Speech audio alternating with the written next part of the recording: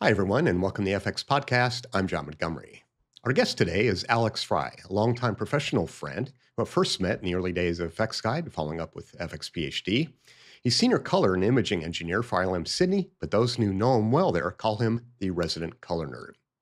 He's our guest on the podcast today to discuss the evolution and impact of ACES, the Academy Color Encoding System, focusing on the newly released ACES 2. He served as co-chair for the Output Transforms working group, along with Kevin Wheatley from Framestore. Now, I was actually really fortunate to hear his talk at SIGGRAPH Asia in Tokyo at the end of last year, and I really appreciate the way he clearly and concisely explained ACES and what's improved for ACES 2. I think you'll enjoy hearing from him as well, so let's go ahead and join Mike and Alex. Alex, thanks so much for joining us, my friend. How are you? Good. So we're so keen to talk to you about ACES 2, but before we start, let's set the groundwork. So what the heck is ACES in the first place? Sure. So ACES is an acronym that's loaded up in a couple of different ways, but fundamentally it's a color framework specifically for motion picture color management and imaging. The sort of primary way the acronym's used is the ACES color encoding system, but is also the ACES color space, or the Academy Color Encoding Specification.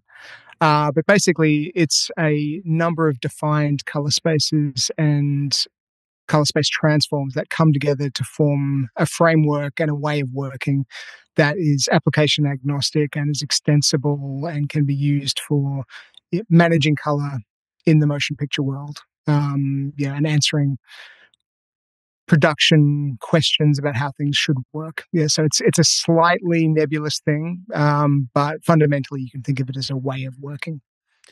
Stu Matchewicz, who's a good friend and a great guy, at a panel at, I think, NAB or somewhere, said it's like somebody's given the industry a gift of making colors work when you're moving between different devices. And it's just this thing you should use because it's a gift and it's so marvelous that it solves these problems for you.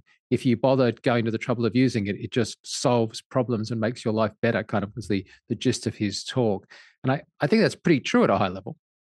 Yes, that's certainly the goal of it. Once you get into the nitty gritty, it doesn't magically do anything, but what it does do is give the industry a common sort of baseline to work upon. It gives people a common language to describe those things, and fundamentally a reference implementation that different implementers can match.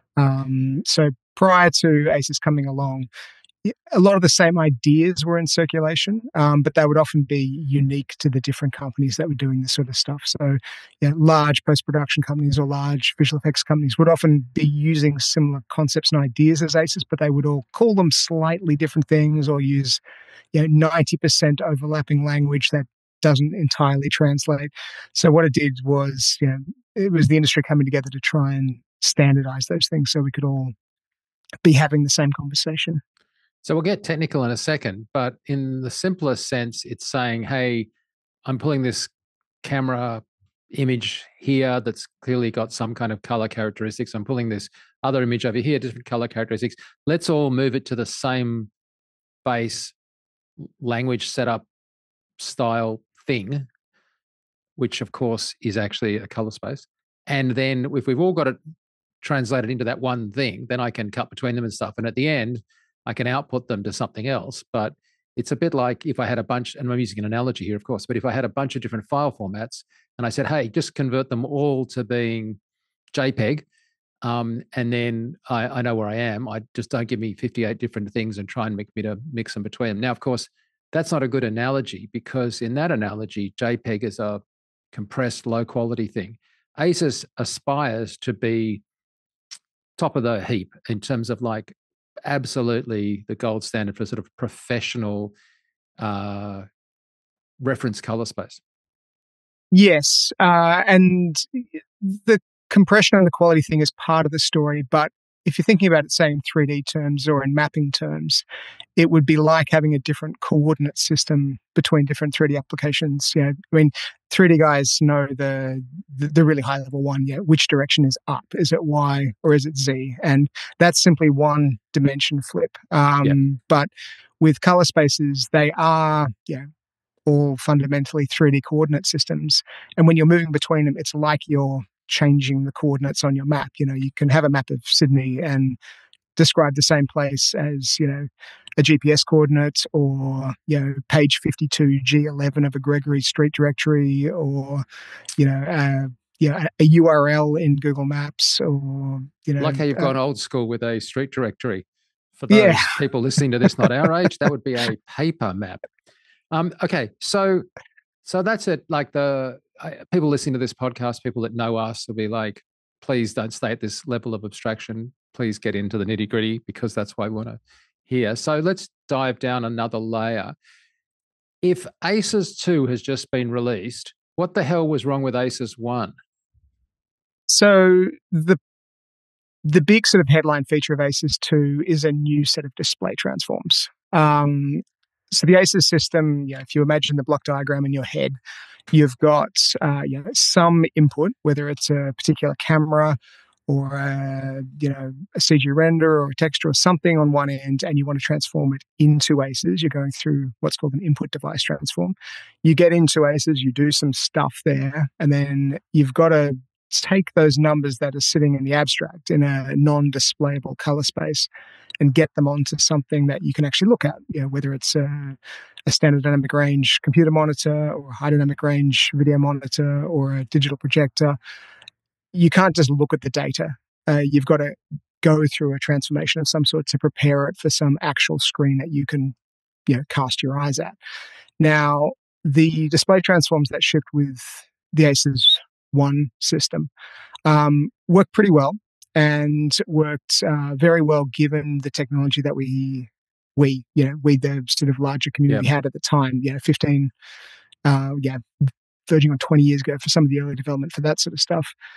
It did a very good job, but there are a bunch of real world sort of artifacts and production problems that have become more evident as more capable screens have become possible. So high dynamic range screens, there were sort of theoretical ideas about how they would behave, but in practice, things just people have got used to actually working with them. And cameras as well have produced images that are sort of harder to deal with. So the weak spots of the original ACES RT and ODT system were really focused around very saturated or very bright colors, or worst case, both of those things at the same time. Through the original transforms, you would get imagery that could collapse in certain ways and also be inconsistent between HDR and SDR. So the ACES 2 transforms are a rethinking of how we get from these abstract values that are in your sort of ACES working space to different display devices in a way that is creatively consistent, but also takes advantage of the capabilities of different Apple devices. So why isn't that just a 3D LUT? You can certainly implement it as a 3D LUT, and many things will implement it as a 3D LUT. But it is, what does that LUT do?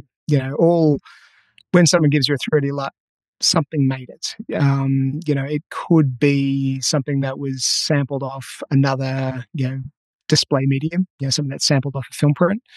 It could be something that's just been wrangled together in a DI suite by someone spinning the balls. Or it could be something that is sort of very intentionally designed and principled. And that's, what our system intends to do. Yeah, because this isn't, it looks good, hence it is good. This is a process that gives you a known space to be in and a known space out. So to that end, tell me what scene referred and display referred is, because those are two key concepts. Yeah, that was certainly a key concept that, when it finally clicked in my head, made me understand a whole bunch of color management stuff much more clearly. So scene referred means that you are describing the intensities and the color values of things that are in your scene, things that are on the far side of the camera. So you're trying to capture and represent values as they would exist in the real world. And you can describe those, everyone sort of hears log, linear, gamma encoded, tossed around, Rec 709 primaries, P3 primaries. Separate from that, that's sort of the encoding that you're using. What are you actually describing? So if you're describing a scene referred value, you're describing the thing that is on the far side of the camera, the thing that is in the scene. Whereas display referred imagery or display referred colors, you are describing the light that is emitting from the screen. So you're describing a particular colorimetric coordinates and a particular intensity that is coming out of the screen, flying through the air and entering your eyeballs. Now, the reason that we need these sort of fairly complicated transformations to go from a scene referred space to a display referred space is that display referred spaces are far more constrained than the real world. If you talk about a regular Rec 709 screen, it's got a finite gamut. It can't go any brighter than 100 nits. You've just got this tiny little kind of bubble that all of the colors need to exist in. Whereas if you walk out into the real world, all colors that are perceivable by humans can exist out there, and incredibly wide-ranging intensities going from, if you're out in a dark field on a night with barely any moonlight versus to blazing midday sun, the difference in intensity there is gigantic. All of those are possible within a scene referred space, but only a tiny, tiny subset of that is possible within a display referred space. So you've got questions of exposure, but if nothing else, you just have to compress this broad range of contrast and broad range of potential colors down to what the display can actually give you. Right, which gets us DRT. Yes, yeah. So DRT is an acronym for Display Rendering Transform. In ACES 1, that was sort of separated into two components. There's the RRT, or the Reference Rendering Transform, which you could think of as sort of a virtual film stock that had some aesthetic tweaks rolled into it. And there was the ODT, which was very much a final technical transform that rolled off the top into the finite amount of dynamic range that the display would have, and also cut it down to whatever the specific gamut of the display was, and then applied the inverse COTF. So you could, whether it was a gamma 2.4 screen or a piecewise sRGB screen or PQ encoded screen, whatever it was, it would do that final encoding. In our system, the two are, in the ACES 2 system, the two are much more intrinsically linked. So it's become a single rendering transform. So there isn't that same conceptual separation that there used to be, but functionally for people in an application, it works the same way. You would never, in ACES 1 applications, deal with the RRT and the ODT independently of each other. They're always presented as one single transformation. But now they are just a single blob of code. It all happens at the same time. Okay, so in that this has been published and that there's this whole new version, what's OpenColor and how does that relate to ACES? So OpenColorIO is a color implementation framework. So you can use the ACES workflow within OpenColorIO, and a lot of applications use OpenColorIO to implement the ACES system. It's not intrinsically linked to it, though. You can implement other color management workflows and other color management systems within OpenColorIO.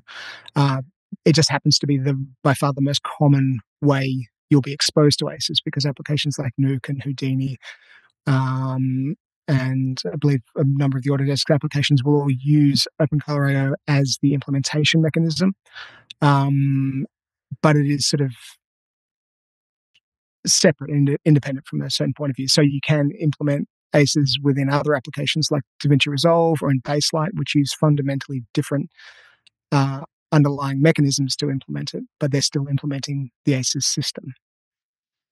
So in a sense, it's most likely that I would come across it if I was an artist, because that's an open source standard and everybody sort of supports it. So it's a good way for an equipment manufacturer or whatever to be able to give me, in my particular app, access to ACES. Would that be a fair way to characterize it?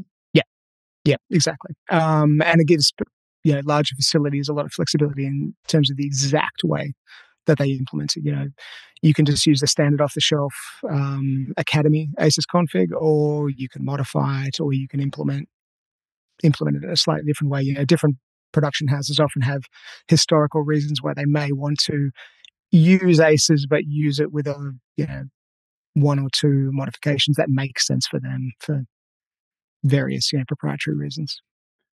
So I've got this system and it's set up. Let's talk about what I might see or with a client be trying to battle. To that end, what's the Notorious Six? Right. So with the original ACES RT and ODT combination, all of the tone mapping was done as 1D curves in an RGB rendering space, specifically AP1 with divisions towards the ends. When you apply a tone scale in an RGB color space, things have a tendency to skew towards the secondaries. So we get two types of hue skewing. You get some clipping-based ones that tend to skew towards the primaries, and then you get some other ones that are to do with the application of the tone scale that skew things towards the secondaries.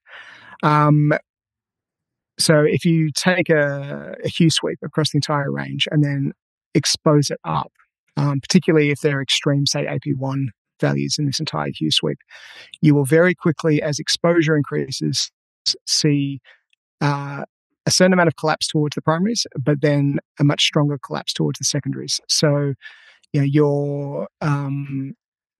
you have an absolutely blue, it will stay blue. But if it deviates a tiny bit, it will very quickly skew towards cyan, or potentially magenta, depending on which side of the barrier it's on.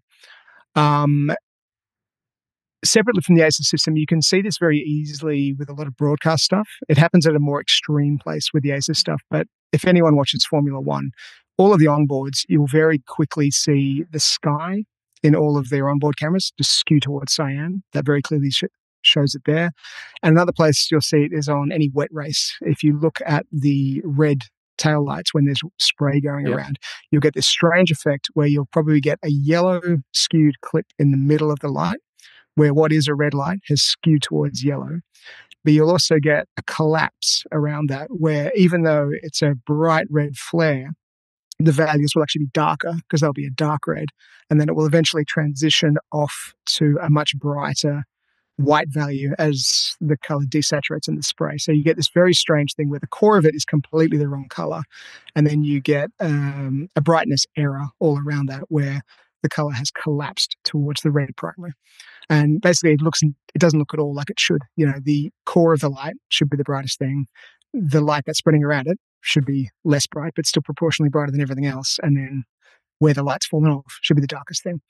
So that's always a really clear place to see it, or other similar properties where you have a bright intense light that's then filtering out. You can sometimes see it with blue lights that have been shot on set, where you can have someone who looks fairly normal and then you'll hit them with a very narrow band blue emitter, and then they'll actually get darker because they're getting hit by this blue light. And that should never happen. Light's always additive. If you throw more light at something, there's more energy there. It should be brighter.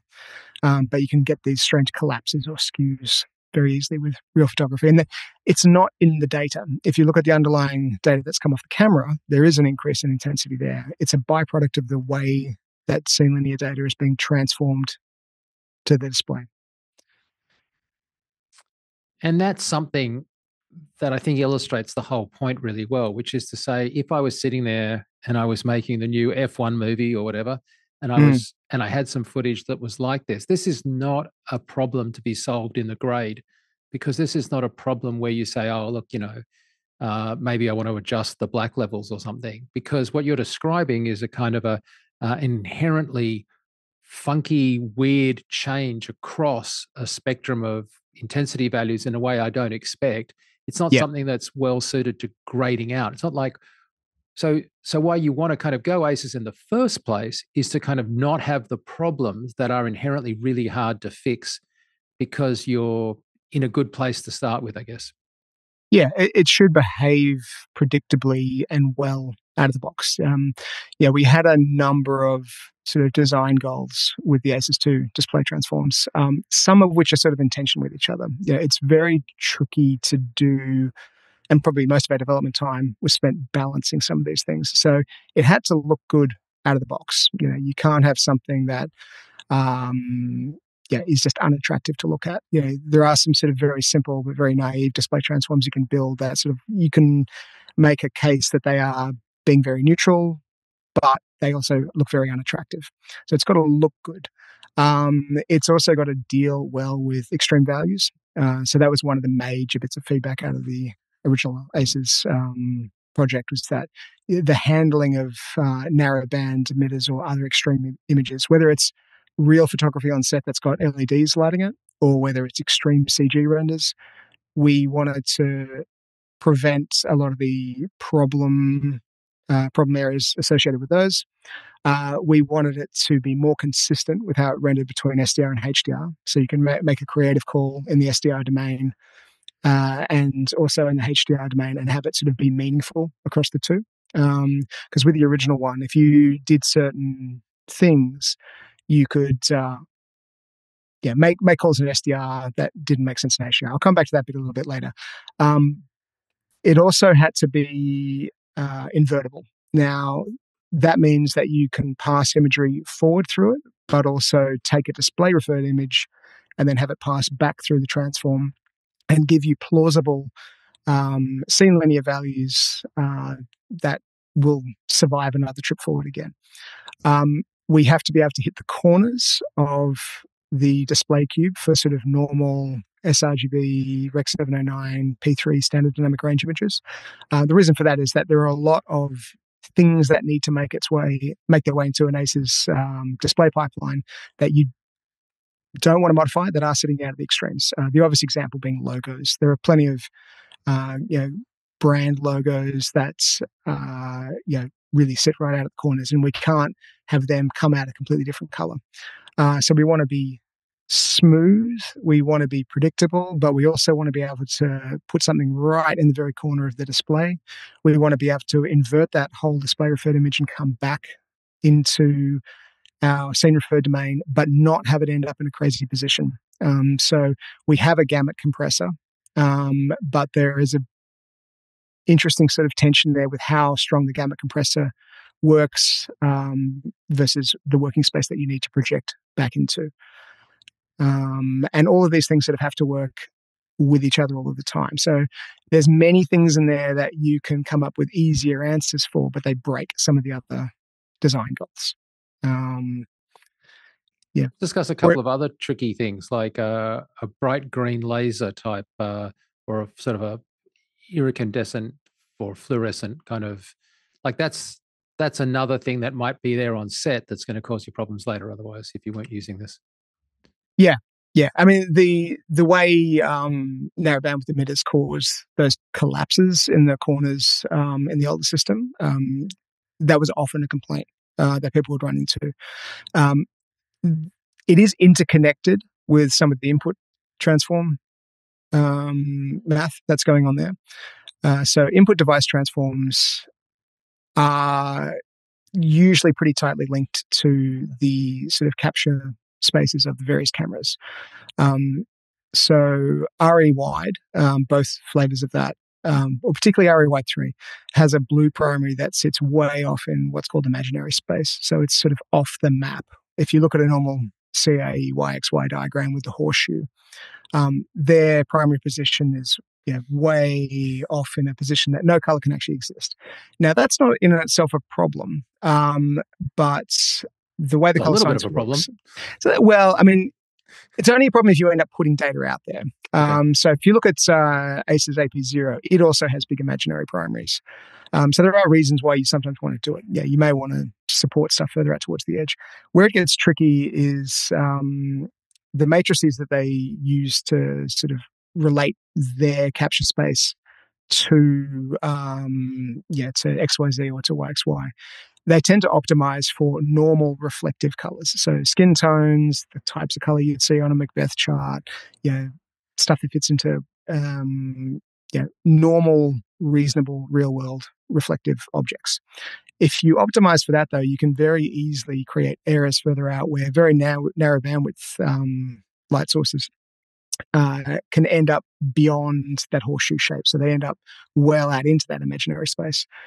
So RO cameras will often produce blue values that look good through their display transforms, but don't map to a physically plausible place when you feed them into the ACES system or other systems where you're trying to map stuff back into that real world.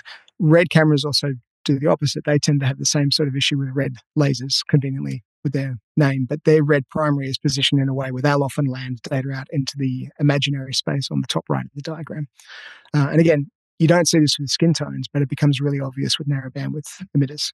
It's why things like the ACES reference gamut compressor became very important to pull stuff back into a more plausible position, particularly for visual effects work, because if you have lasers everywhere that are off the map, they're suddenly negative values, even in wide gamut color spaces. Not to be nasty or anything, but also there were actually some bugs in ACES 1, weren't there? And there were some actual problems that have been fixed in ACES 2. Without knowing exactly which ones you mean, it's a bit hard to say. I mean, it's hard to say with ACES 2 because there are so many pieces in there. So it can be with a particular IDT or a particular ODT. There are certain little things. The main area I worked on was the output transform. So we didn't touch anything on the input transform side. That's a whole different kettle of fish. But because the whole thing works as a system, some of the design goals were about trying to deal with data that is not malformed is probably putting it a bit strongly, but problematic, hard to deal with data.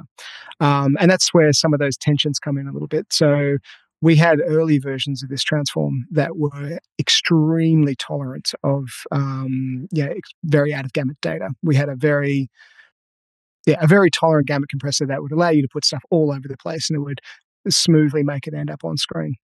The catch there is if you want a display transform that inverts, if you have something that can pull data from all over the map onto screen, the catch is when you then want to go in the inverse direction, you now need a gigantic color space that you can spray that data back all over.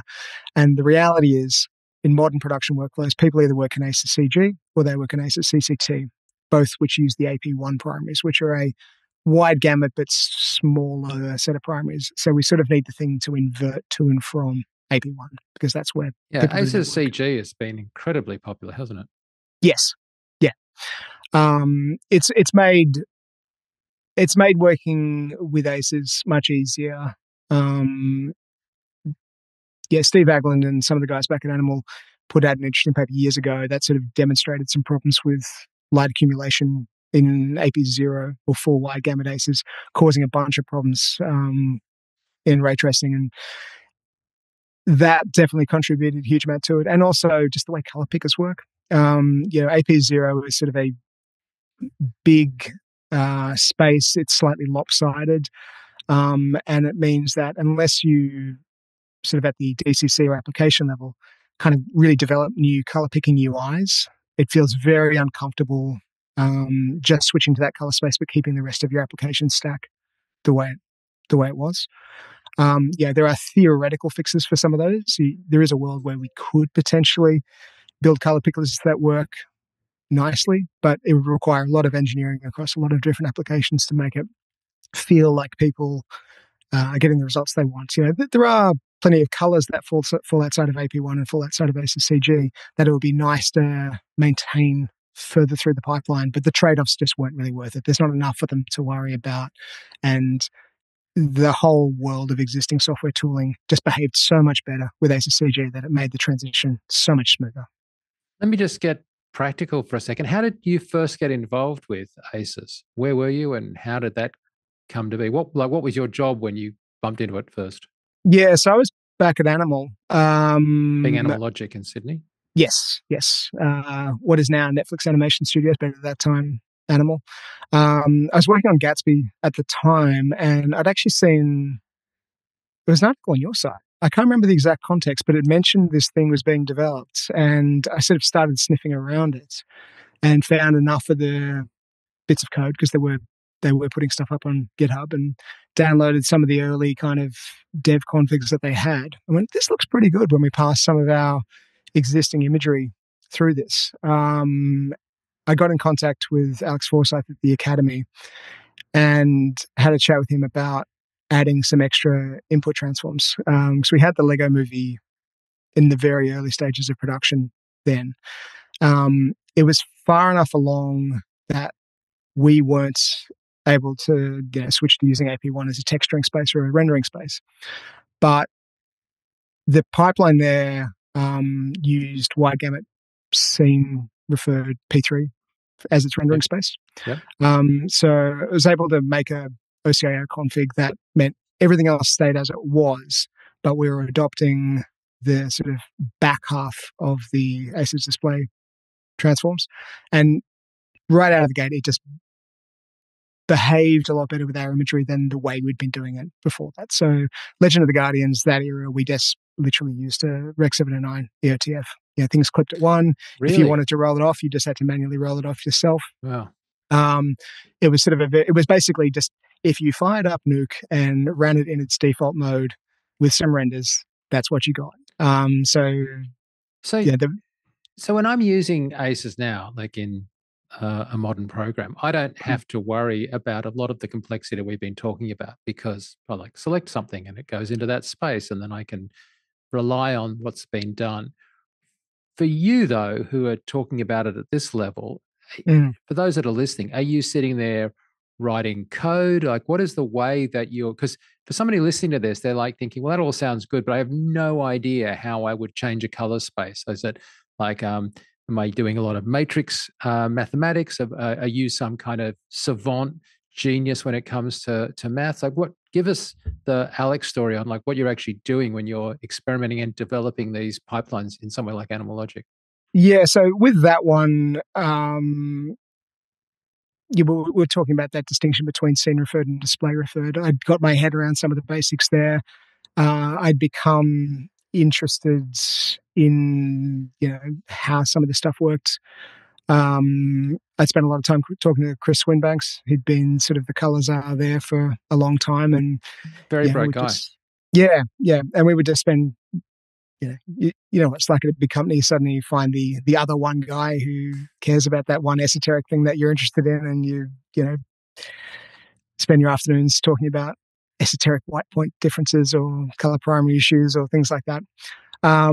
So for that one, I was really just modifying one of the standards Academy development configs. This is sort of back in the ACES 0.1.1 days. So this is years before the first initial 1.0 release.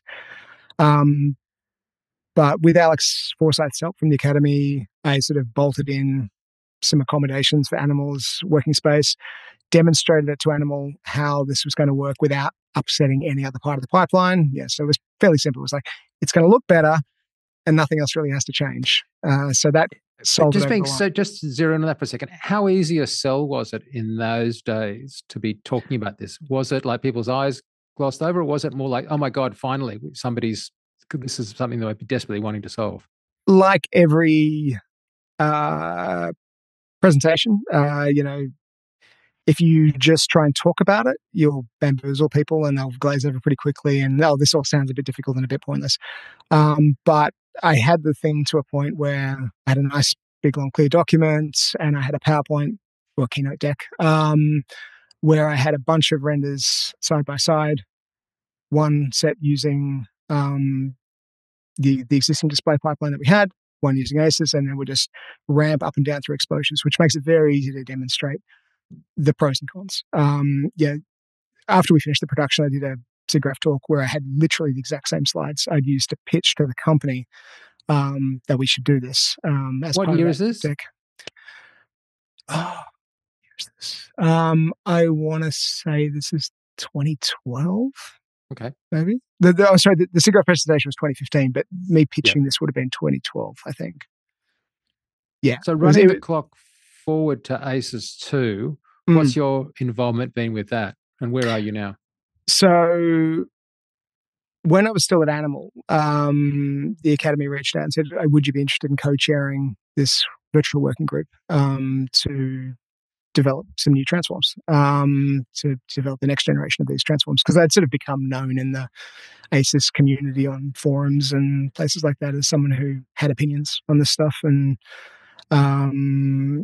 so Kevin Wheatley from Framestore and I both sort of co-chaired it, and then we had a number of other people who contributed a lot along the way, like Nick Shaw from Antler Posts, Pekka Raikkonen, Scott Dye from the Academy, Daniele from Film Lights, and Jed Smith.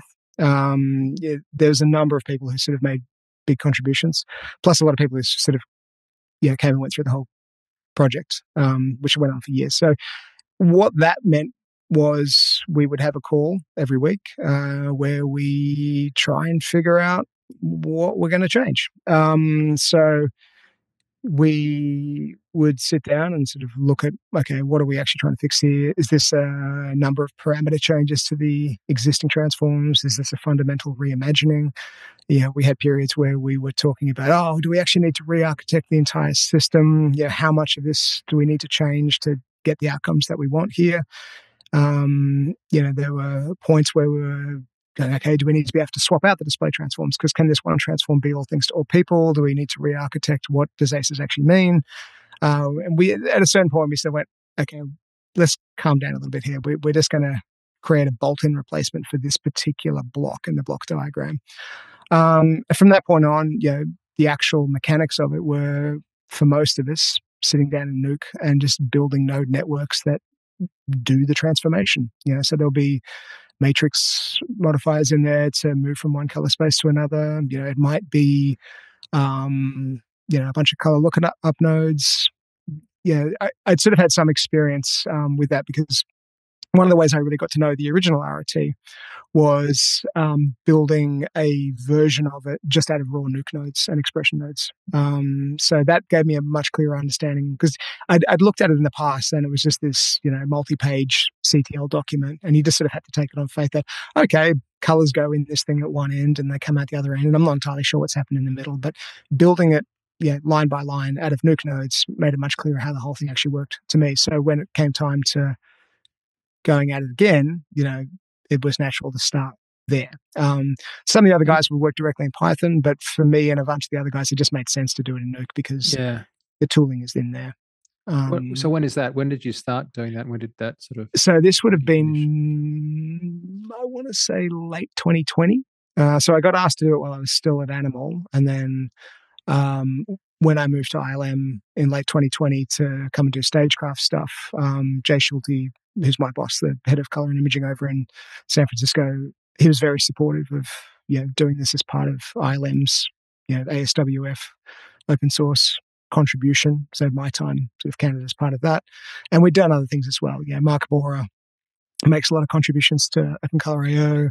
Matthias Schaffenberg had done a lot of stuff for the reference gamut compressor, the RGC, part of the ACES system. So we were sort of used to doing this sort of stuff. We thought we'd probably be in and out in about a year. It ended up turning into a 4-year project to get the output transforms done. But it just, the more we got into it, it just is a very complicated problem. I have to say, I'm kind of intrigued, this idea of just doing all this stuff in Nuke. It seems like a fun way that I would actually think of doing something. But did you stay doing stuff with Nuke? Or, I mean, that's perfectly valid, but...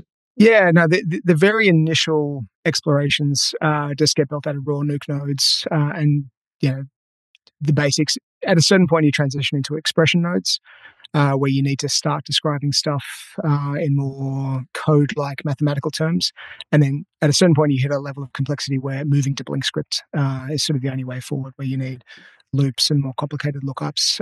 So if somebody doesn't know what that is, do you want to explain what that is?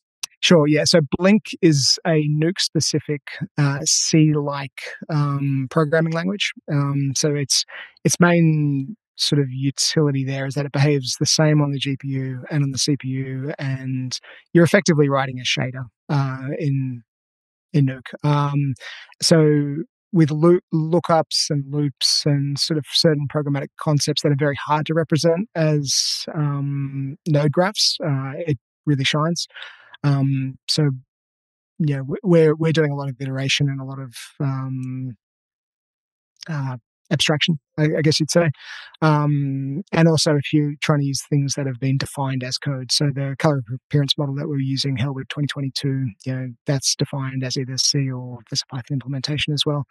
If you're trying to represent something like that, it's a lot easier to work in a coding language like Blink script. Well, I wouldn't say so it's necessarily easier. I think it's more precise. Yeah. It's less visual, but more precise. But I mean, for some people, it's easier. I know. Yeah. I once had a discussion with a colleague of a color space, and I was asking him this complicated question. He said, I can explain this to you easy. I'll just send you an email.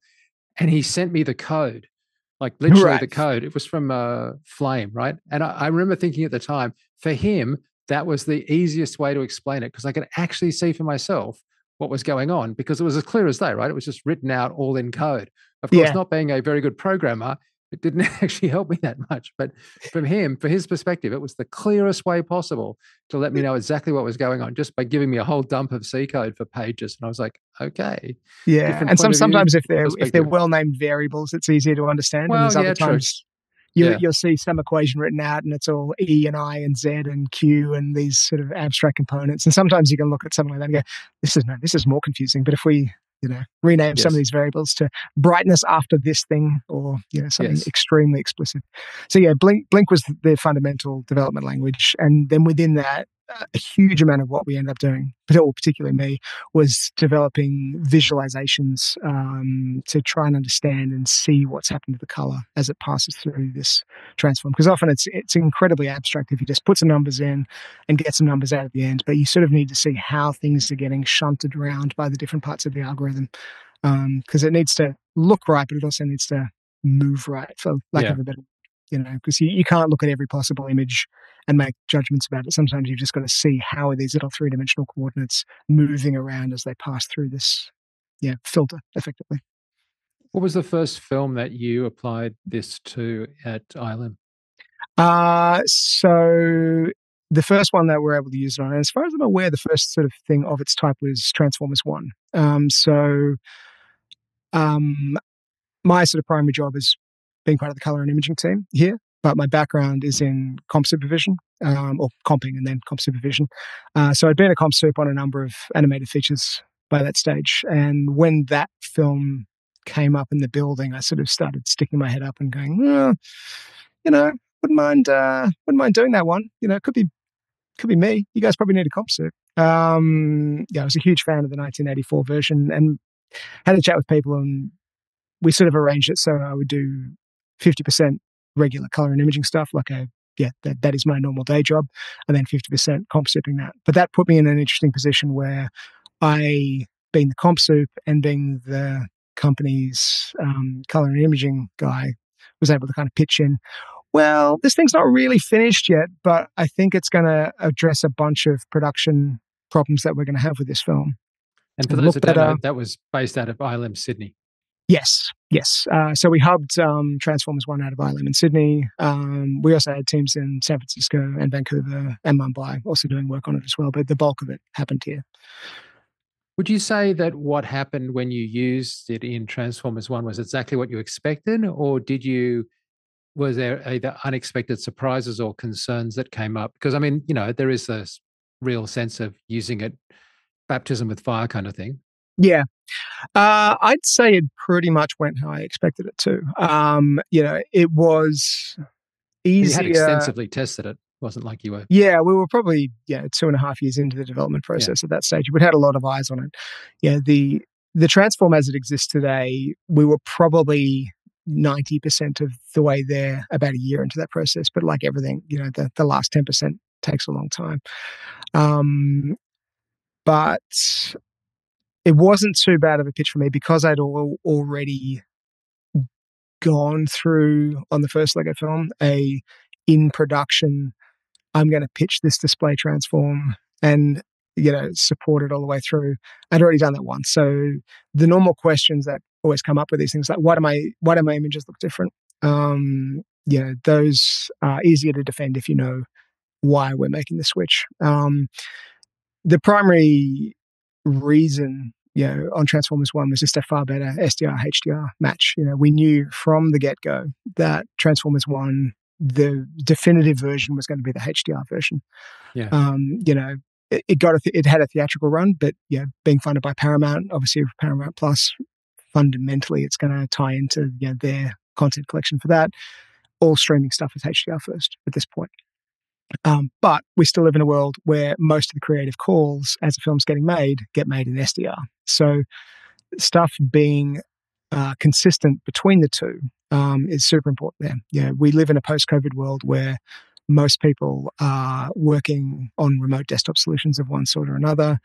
And so it's typically Teradici going to a Linux machine. And the reality of that is, most of the remote desktop things have no support for HDR, and Linux desktops have no support for HDR.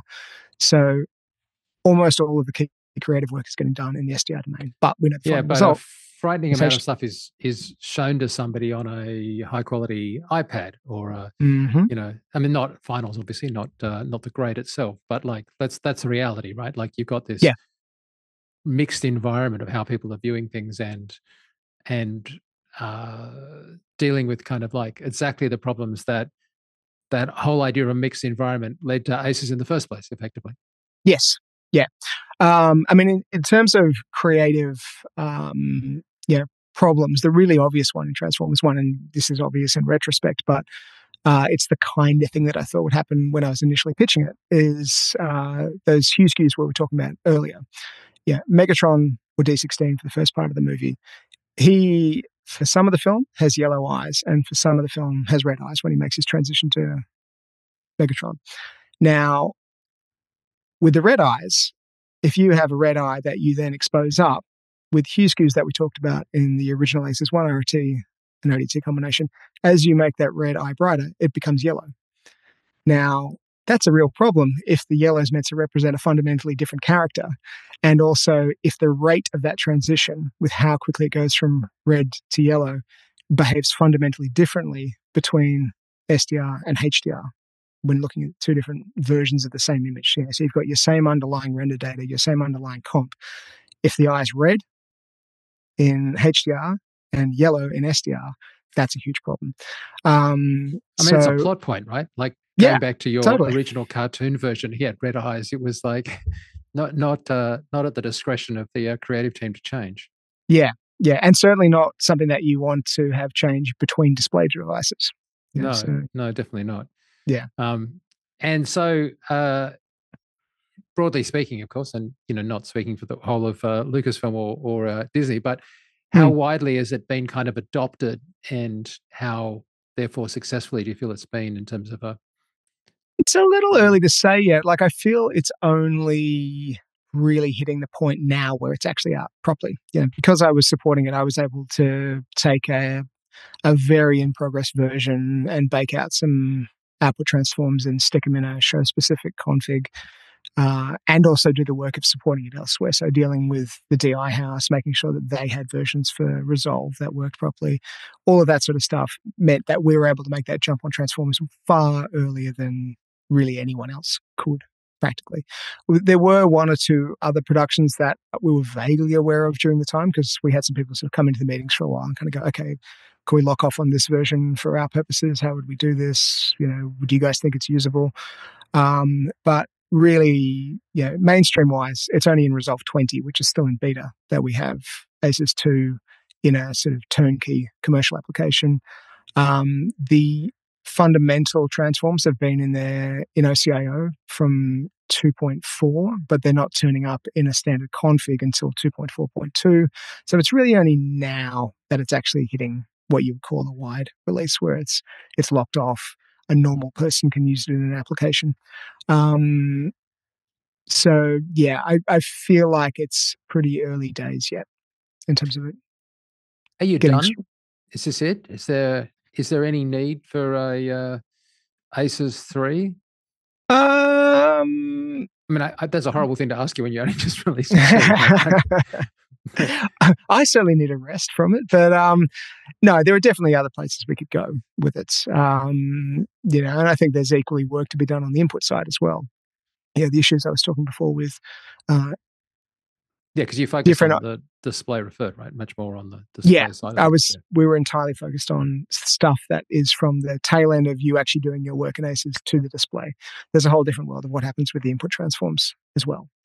And quite frankly, the input devices keep changing, right? Because, I mean, picking out something out the top of my head, like an Apple Vision Pro, right? Which is there's a new new Blackmagic camera that's designed for shooting that they announced at NAB. It's like, and its display is a completely different thing in that it's a high resolution, immersive mixed resolution headset. Like every time that happens, there has to be a response to that. Technology just keeps moving forward. Yeah, so I mean, we designed the transform in a way that it should be pretty open to new display devices coming along. You can kind of reconfigure it for new sets of primaries or new amounts of dynamic range or new midpoints fairly easily. So those are really just parameters that you can modify. Now, there are sort of more subtle questions there about your viewing surround and things like that. So we haven't really pushed the art forward there. And a lot of that was to do with most of the development happened during COVID. Yeah, when getting people to all be in a room together with a projector and a monitor and this and that, and kind of go, okay, what are you seeing between these differences here? I don't think we've pushed that sort of stuff forward. If we want to get nerdy with the underlying mechanics of it, the big difference between the original transforms and the new one is that we use a color appearance model as sort of the fundamental engine of the transform. So the old one was mathematically fairly simple. You sort of came in from your working space, you made a transformation into AP1, you applied some tone curves. There's a couple of little kind of specific tweaks in there, like the red modifier and a few things like that. You would kind of slice off anything that was outside the display gamuts, and you would apply the display tone scale. The new transform is much more complicated. We come in, we transform into a CAM or a color appearance model called Hellwig 2022. Luke Hellwig is at this point the only doctor of color I know, but he was sort of getting his PhD during the process. And once he tied that up, he sort of joined the group and was able to help us understand this model he developed. And it's sort of an extension of Camo 2 and some of the other cams that have been around in the past. But we move into this space where we're not in RGB anymore. We now have a brightness component called J. We have our H, our hue component, and our M, which is our saturation component. And we're able to manipulate those independently of each other. So if you're doing stuff in RGB, if you modify something with a tone curve, it's very hard to leave the hue alone, but also modify the tone scale, or the things are sort of linked in a really awkward way, which is why you get some of those hue skews that we talked about earlier, where by rolling a color off, you actually change the color, which is really undesirable. We want to be able to manipulate the brightness or manipulate the intensity of something without modifying the hue. So the new transforms move into this sort of abstract human visual system referred cam space. And then we sort of look up the edge of the different gamuts that we're having to work with. So if we're compressing to a P3 display, there is the sort of three-dimensional shape that forms the container that we have to squeeze stuff into. And a Rec 709 one has a different shape, and a Rec 2021 has a different shape, and dynamic range has changed that shape. So by moving into this sort of abstract space, we're able to kind of pull back towards all of these different gamut targets in a consistent way.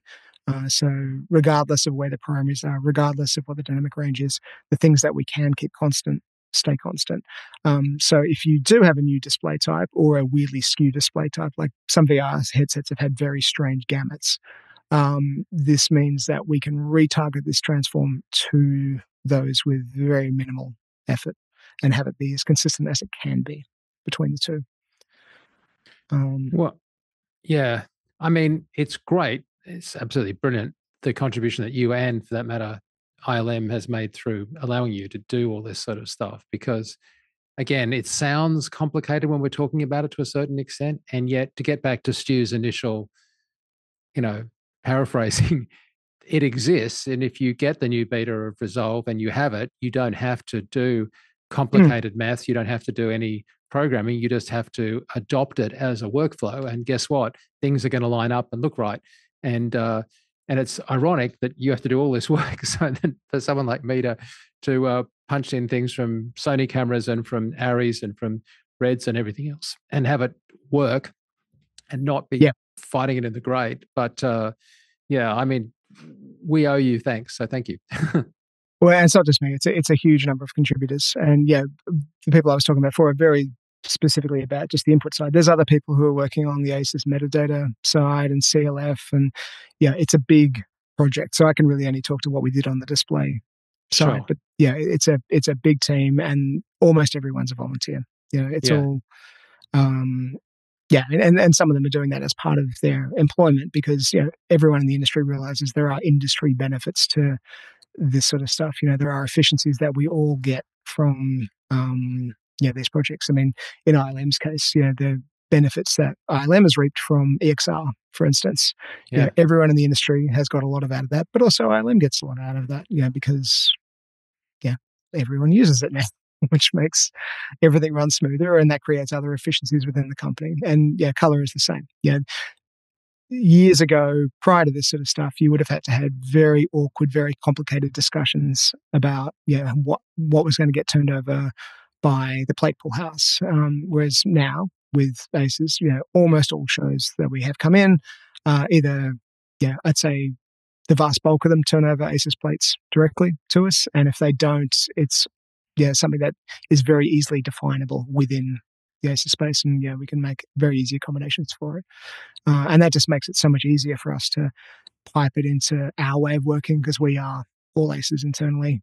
Regardless of what some production turns up with, internally we will always be doing stuff in ACES. And let's face it, a company like ILM also benefits from the fact that while we're talking about you and say Transformers 1's being in Sydney, like there are multiple offices, right? And you need to be able to move files without having to have someone in person explain them because just on time zones alone, right? You need to be able to move files around and know that even though I'm not there in London, yes, the file you're looking at is what you're looking at and not something that I'm not sure about what you're looking at. And wait a second, that doesn't sound right, but I can't see what you're doing and I can't get on a plane.